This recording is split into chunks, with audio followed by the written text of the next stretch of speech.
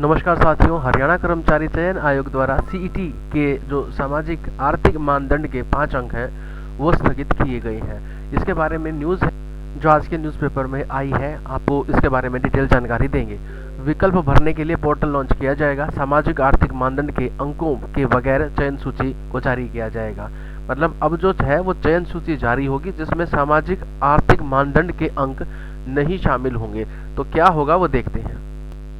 इस न्यूज़ में बताया गया है कि आयोग हरियाणा कर्मचारी चयन आयोग द्वारा ग्रुप डी का सीईटी रिजल्ट 12 जनवरी को जारी किया गया है और लॉगिन आईडी पर यह उपलब्ध करवा दिया गया है।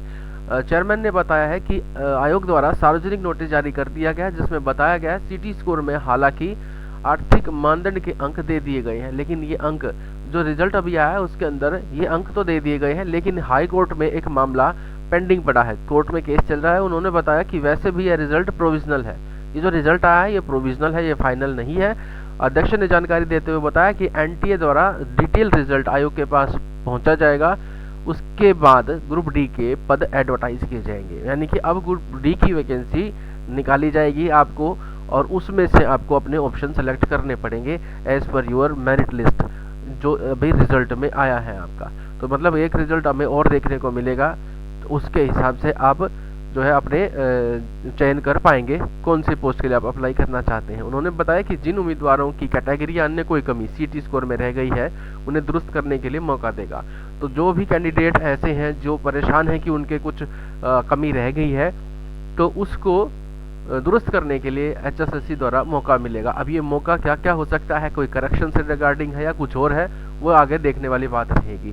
उम्मीदवारों से 2-3 दिन में ऑब्जेक्शंस मांगने शुरू कर दिए जाएंगे। यानी कि अब 12 तारीख को रिजल्ट आया था तो उम्मीद है कि आज शाम तक या कल से ये जो है ये आपत्तियां मांगने का जो कार्यक्रम है ये शुरू कर दिया जाए स्टाफ सिलेक्शन कमीशन के द्वारा। अध्यक्ष ने जानकारी दी कि जब उम्मीदवारों की कैटेगरी वगैरह ठीक हो जाएगी तो विकल्प भरने के लिए पोर्टल शुरू करा जाएगा। तो मतलब पोर्टल शुरू होगा बाद में, उससे पहले जो करेक्शंस हैं वो ठीक की जाएंगी आयोग के द्वारा। अब 5 अंकों के वाले बारे के में क्या लिख रखा है, इन्होंने लिखा है कि अध्यक्ष भोपाल सिंह ने बताया कि हाईकोर्ट में सामाजिक आर्थिक मानदंड के अंकों को चुनौती दी गई है, लेकिन इन 5 अंकों की स्थिति स्पष्ट हो गई कि अंक दिए जाने हैं तो अंकों समेत ग्रुप डी के सभी पदों की चयन सूची जारी कर दी जाएगी। तो कुल मिलाकर इन्होंने ये बोला है कि हाईकोर्ट में अगर एक बार स्थिति क्लियर हो जाएगी तो उसके बाद चयन सूची जारी करेंगे। अगर हाईकोर्ट से स्थिति स्पष्ट नहीं हुई और मामला पेंडिंग पड़ा रहा तो ग्रुप डी के पदों पर सामाजिक आर्थिक मानदंडों के 5 अंकों से ऊपर वाले अंकों की मेरिट अनुसार चयन सूची जारी करेंगे। तो आप समझ चुके होंगे, मैं आपको आसान शब्दों में बता दूं कि अगर हाईकोर्ट में मामला पेंडिंग पड़ा रहा तो बिना उन 5 अंकों के मेरिट लिस्ट जारी की जाएगी, और अगर क्लियर हो गई इस स्थिति मतलब 5 अंक जुड़ेंगे तो उसके बाद उसके हिसाब से चयन सूची जारी की जाएगी। यानी कि दोनों ऑप्शन एचएसएससी ने दे दिए हैं।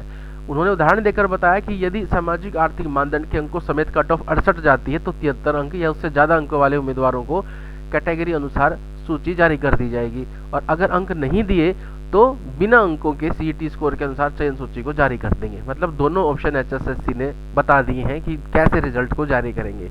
गोल दायरा खाली छोड़ा तो 55 अंक आ गए। ग्रुप डी के उम्मीदवारों ने सोशल मीडिया पर अपने सीईटी स्कोर को वायरल किया जिसमें नेगेटिव 55.69 अंक दिए गए थे और रिजल्ट में नॉन क्वालिफाइड लिखा हुआ था। तो एक कैंडिडेट ने ऐसा ही सीईटी स्कोर भेजा दैनिक सवेरा के पास, उन्होंने इसे भोपाल सिंह खत्री के पास भेजा। तो चेक करने के बाद बताया कि ओएमआर शीट पर निर्देश था कि अगर 4 विकल्पों में से कोई भी गोला नहीं भरा तो 5वें गोले को डार्क करना जरूरी था। जिन्होंने नहीं किया तो नेगेटिव मार्किंग जो थी उनकी लगा दी गई, और इस तरीके से 0.95 अंक हर एक गोल दायरे के नहीं भरने के नेगेटिव दे दिए गए। तो कुल मिलाकर इसी प्रकार से उसके नेगेटिव अंक आए हैं। 45,000 उम्मीदवारों से विकल्प भरवाया जाएगा। आयोग ने फैसला तो नहीं किया कि विकल्प भरवाने के लिए शॉर्टलिस्ट कैसे करेंगे, लेकिन ऐसी पॉसिबिलिटी है कि ग्रुप डी के सीईटी पास उम्मीदवारों में से अनुमानित 3 गुना यानी कि लगभग 45,000 के आसपास है, उनसे ऑप्शन भरवाए जाएंगे। 46 उम्मीदवारों का रिजल्ट रोका है।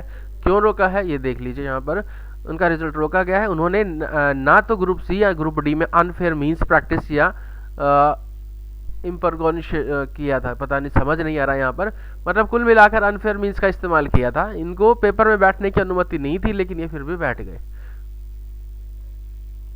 नॉर्मलाइजेशन के बारे में उन्होंने बताया कि जो फॉर्मूला पुलिस सिपाही भर्ती में लागू किया गया था, जो ग्रुप सी में लागू किया गया था, वही इक्वी परसेंटाइल फार्मूला जो है ग्रुप डी में भी लागू किया गया है। अब 18 जनवरी को इसके बारे में सुनवाई है, जो स्थगित किए गए हैं। 18 जनवरी को जो मामला है इसका पता लग पाएगा कि क्या है। हालांकि जिस केस के साथ यह केस अटैच है उस केस की सुनवाई 31 जनवरी को है।